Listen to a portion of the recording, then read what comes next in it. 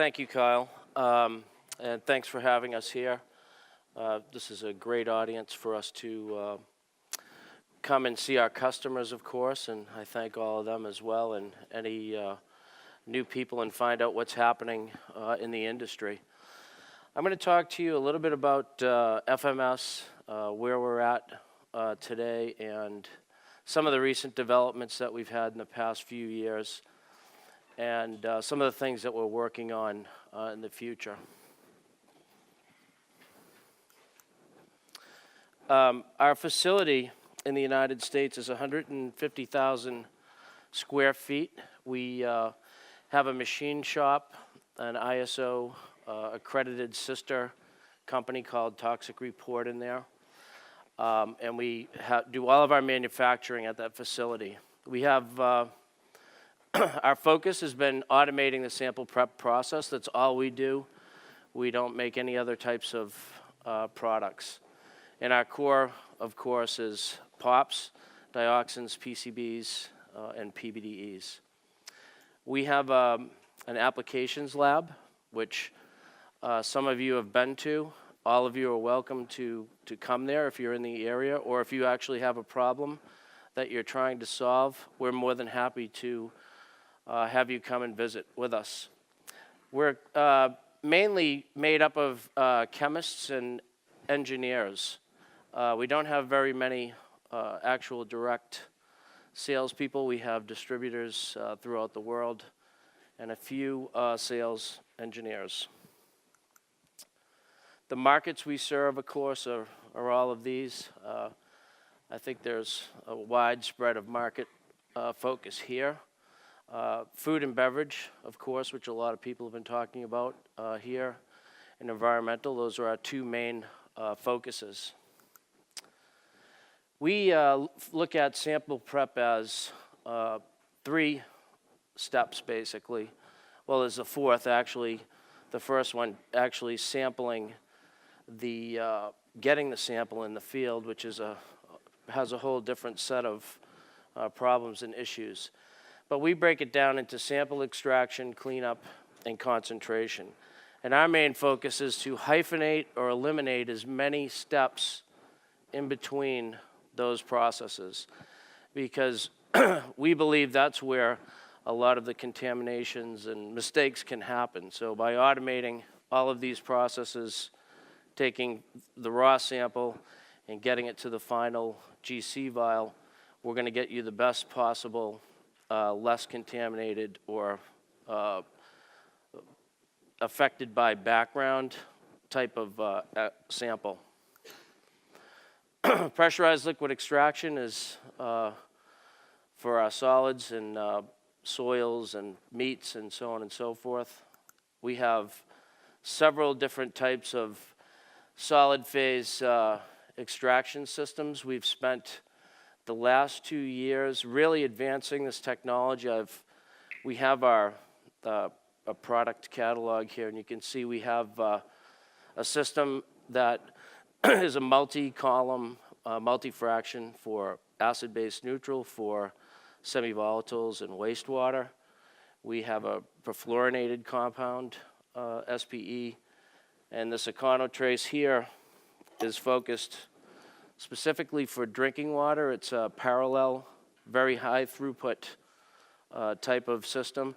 And up here, this is the TurboTrace. It's focused on wastewater.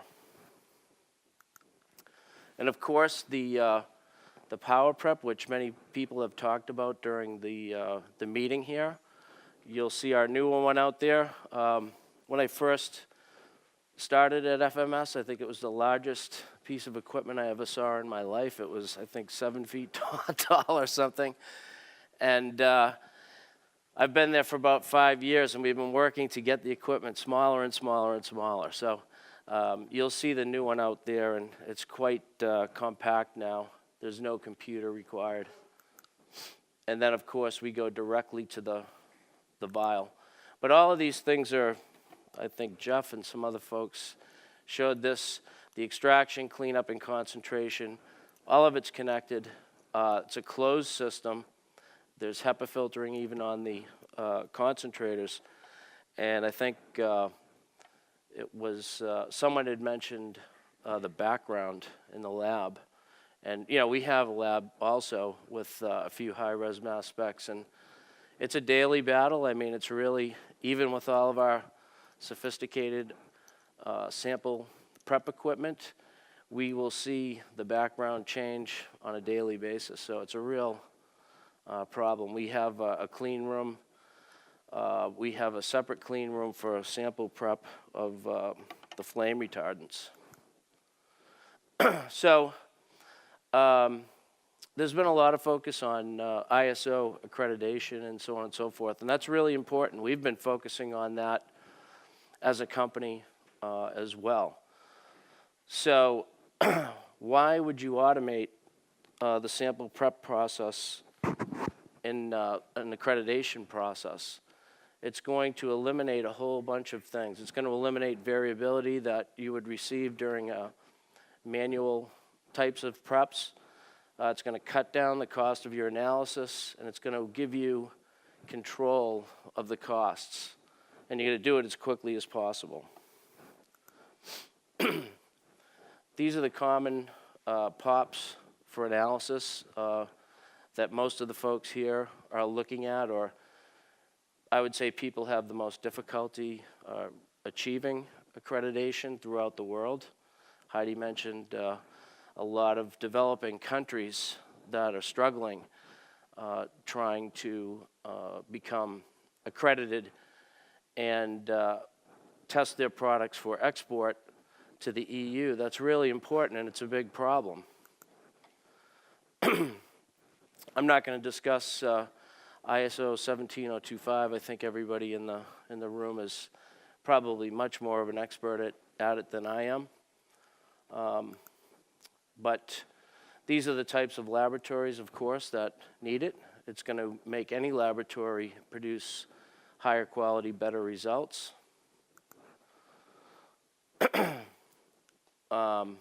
It's going to allow people, of course, to export, provide quality products, and give customers better results.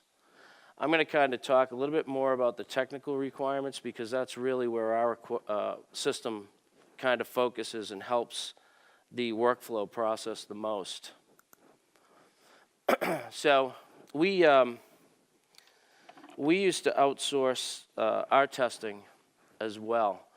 And actually, we're a manufacturer. We make lots of your pre-packed columns. We have to guarantee that those columns and consumables are not contaminated. We have to actually test every component for dioxins, PCBs, and flame retardants. So for us, turnaround time became a problem. We had lots of columns sitting around that were waiting for an approval. And if we wanted to get it done faster, it would cost us twice as much. And that's okay. So we kind of had a feel for how things worked out there. So we looked at forming a separate company that would be a separate entity for us that would do the testing of all of our products. And of course, that was how we had to become very familiar with ISO 17025 and how could we do this. And we had spoken to many people, and they told us it's going to take 3 years, 2 years, so on and so forth. But what we did realize is most of the bottleneck was in the sample prep process, using the DFS and the triple quads, which we have all of those from Thermo. Once we get the sample to that, we could run it pretty quickly and analyze the data to do our MDLs and IDCs and so on and so forth. So, of course, we had to start looking at creating IQ, OQ, PQs, do all of the SOPs for the sample preps, and we weren't going to have any manual. It was inside of FMS. Why would we have manual sample prep? So we replaced all those time-consuming things that are very labor-intensive and error-prone with our equipment. and started off on our adventure. These are some pictures of our toxic report laboratory. It's heavily outfitted with all of our equipment. So actually, when I invite you to come to our laboratory, we invite people, come bring your sample. We'll run it for you. We'll show you how you can do it in a day. We have all of the SOPs kind of already generated. We have 2 DFS systems. The second one is being installed as we speak. One is focused on breast milk and human serum, and the other is for environmental and food samples. We have 2 triple quads, single quad, a Polaris Q. So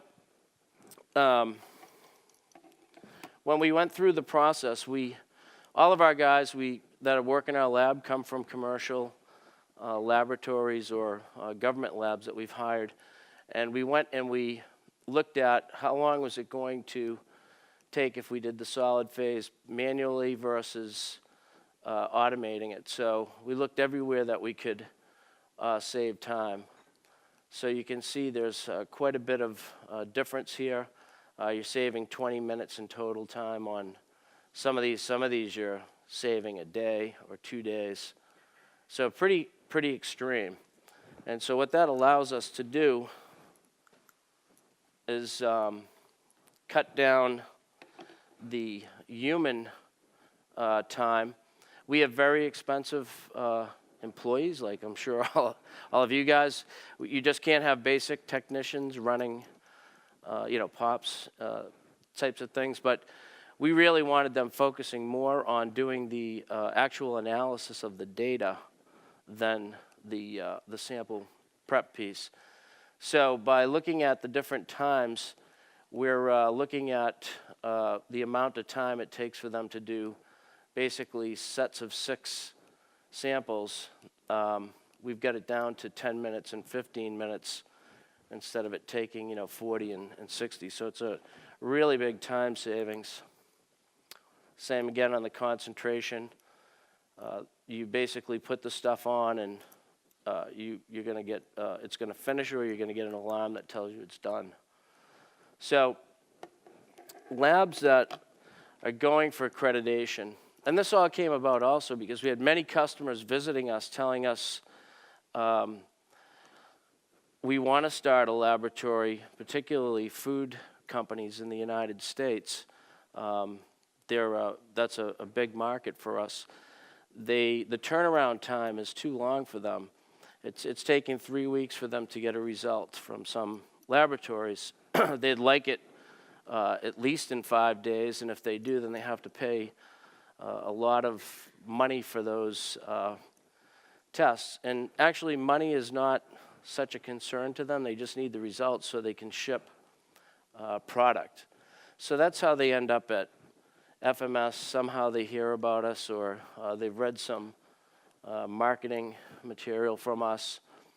And we run their sample and we show them how they can get a result in a 24-hour period.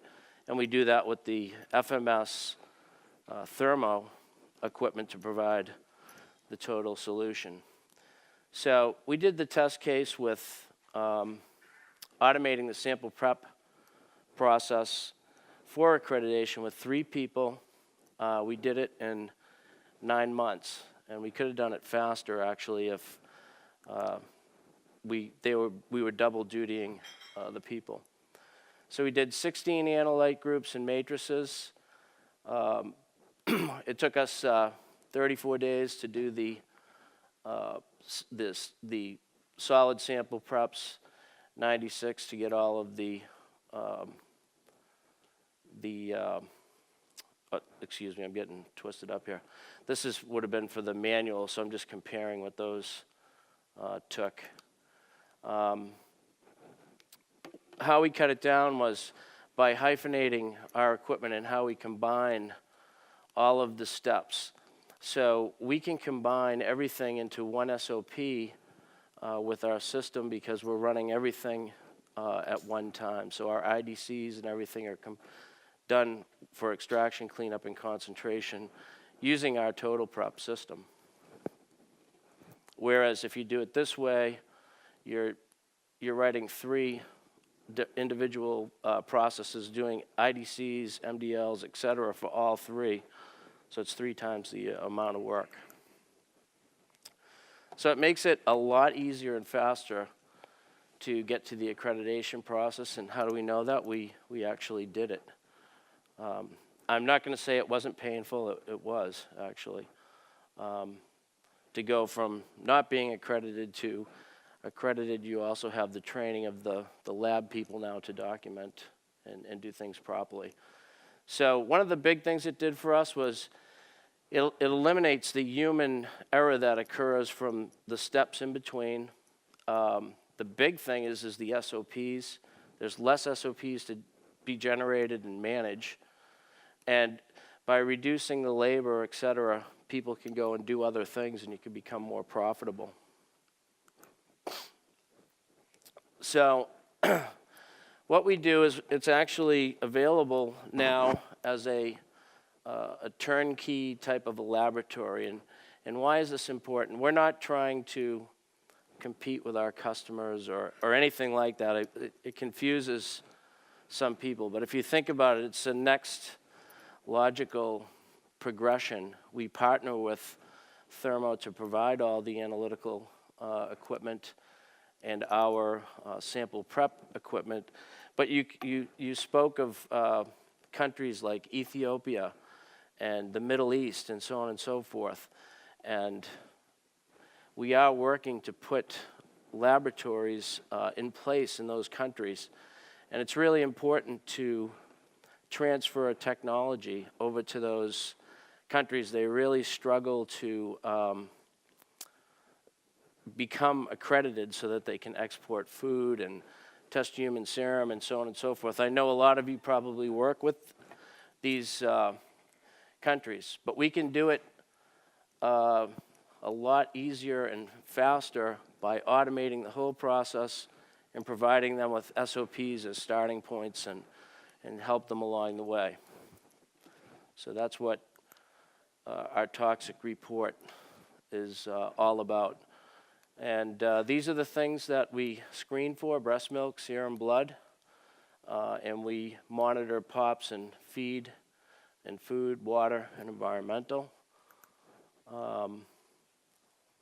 We've developed and validated all these applications at our facility so that we know everything works when we put it into the country that's going to purchase the system. And everything is bundled for them to get them started.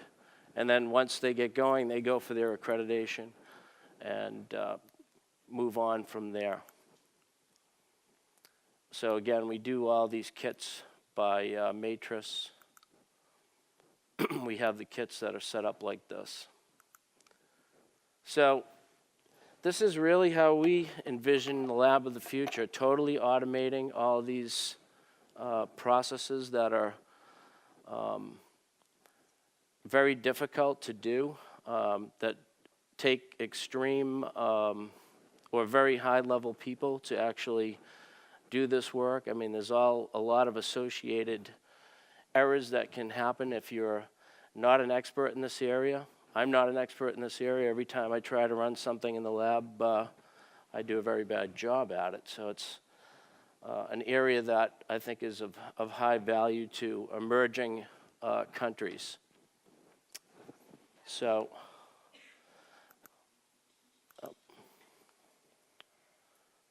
again, I discussed all of these, and with that, I'll take any questions. Thank you.